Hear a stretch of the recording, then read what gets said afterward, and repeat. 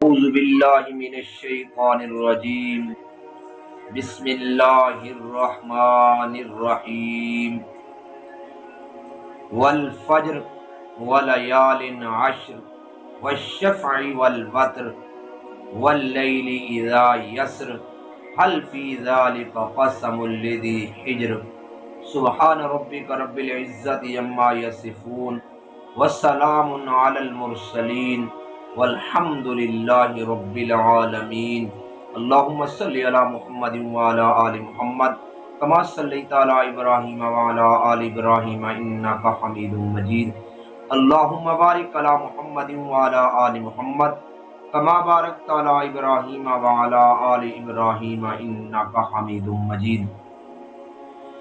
میرے نہایت ہی پیارے دوستوں اور بزرگوں، عزیز نوجوان ساتھیوں، اللہ تبارک و تعالیٰ کا لاکھ شکر ہے کہ جس رب العالمین نے مجھے یہ توفیق عطا فرمائی محض اپنی رحمت سے کہ میں آپ لوگوں کے سامنے آپ قربانی کی فضیلت، قربانی کے مسائل و احکامات بیان کرنے کا ارادہ رکھتا ہوں. حج کی فضیلت اور عمرہ کے متعلق بھی میری ویڈیوز چل رہی ہیں اور بن رہی ہیں، اور حج کے ساتھ قربانی بھی لازم ہے.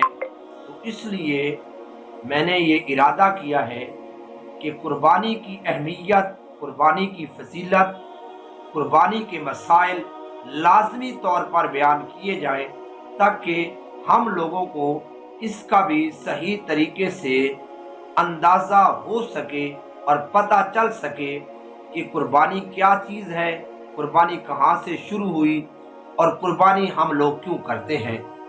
تو میرے دوستوں اور بزرگوں، عزیز نوجوان ساتھیوں، سب سے پہلے تو یہ جان لیں کہ قربانی دین اسلام کی اہم ترین عبادت ہے.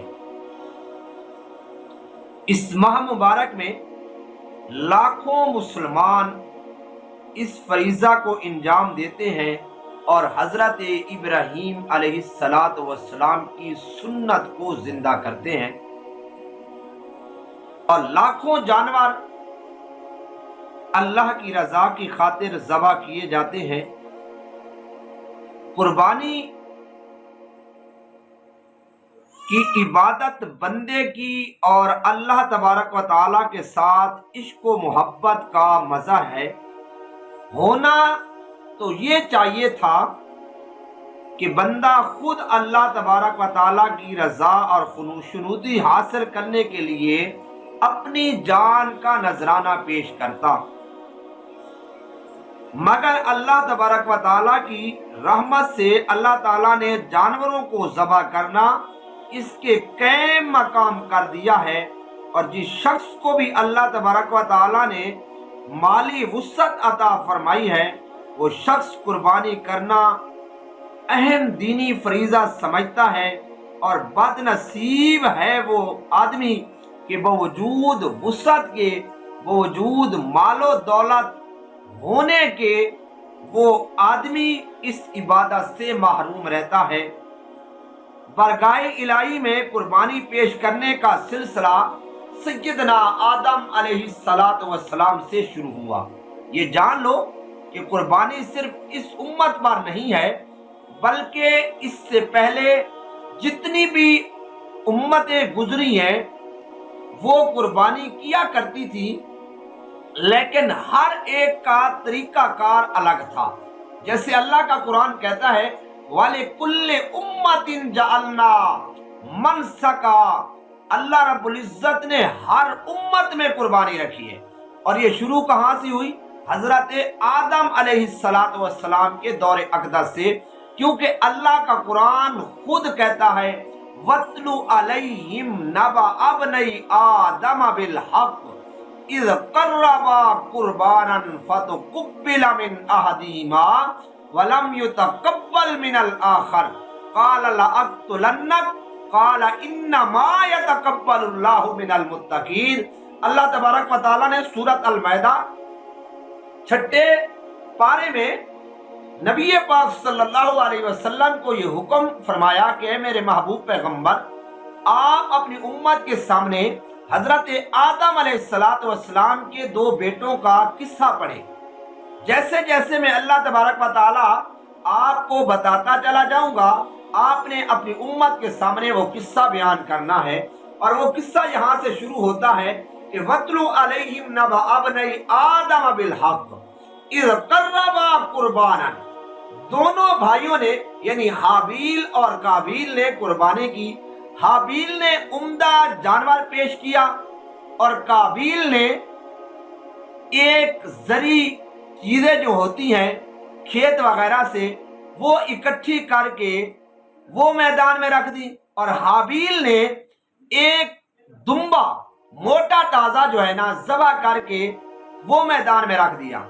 तो पहले ये होता था कि आसमान से आग आती थी, वो जिस जानवर को जला देती थी तो समझा जाता था कि इसकी कुर्बानी कबूल हो गई, और जिस जानवर को वो न जलाती तो समझा जाता था कि ये कुर्बानी इसकी कबूल नहीं हुई। एक तो अल्लाह तबारक व तआला का हमें शुक्र अदा करना चाहिए कि शुक्र है वो कानून नहीं है। अगर वो कानून होता तो पता नहीं हमारा क्या होता। जैसे आजकल हमारे हालात हैं तो शायद किसी भी की कभी कबूल ना होती, क्योंकि हमें पता ही नहीं है कुर्बानी का सही।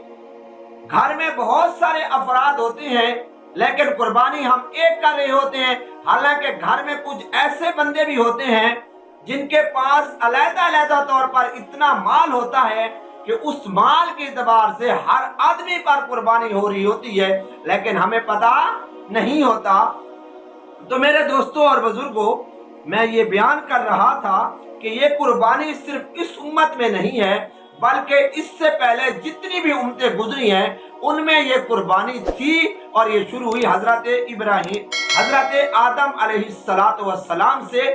तो इसी पर आज इत्तेफा करते हैं और दुआ करते हैं अल्लाह तबारक व ताला से कि जो कुछ मैंने बयान किया अल्लाह तबारक व ताला हम सबको अमल करने की तौफीक अता फरमाए। अब आगे चलेंगे, अगली वीडियो को देखना मत भूलिए। दुआ है अल्लाह पाक से अल्लाह हमें समझने की तौफीक अता फरमाए।